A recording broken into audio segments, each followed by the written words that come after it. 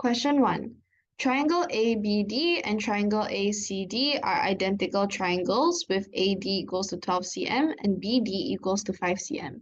So question A is asking to find the area of triangle ABC. So we know the area of triangle is always half times base times height. So let's look at the base first. So the base can be any one of the triangle's three sides, which is AC, BC, or AB. So we do not know what length AC and AB is, but for BC, we realize that there is an identical indicator over here, which means that if BD equals to 5 cm, then DC equals to 5 cm. So we realize that we actually have a base over here, which is BC, and the total is 10 cm because 5 plus 5.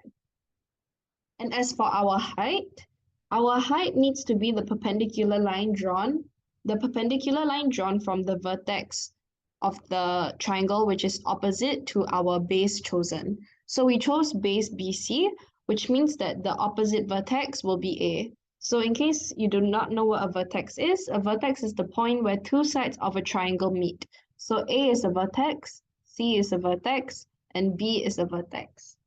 So the vertex opposite to BC is A, and the perpendicular line drawn is AD because AD makes a right angle with BC. So our height is AD. So let's write this out. Half times base, which is BC, and height, which is AD. And this is equals to half times 10 cm times 12 cm, which gives us 60 cm square. Now let's look at part B. Given that the length of AC is 13 cm, find the length of the perpendicular distance from B to AC. So let's draw a line over here. And we know that this line makes a right angle with AC. And give your answer to 2 decimal places. Okay, so we realize that this perpendicular distance, what it represents is actually the height of the triangle if AC is the base. So we know that AC is 13 cm. So we can write that half times base, which is AC, times the perpendicular distance from B to AC. We know that this is actually equals to the area of triangle, which is 60 cm square. Remember, it doesn't change because this is still the same triangle.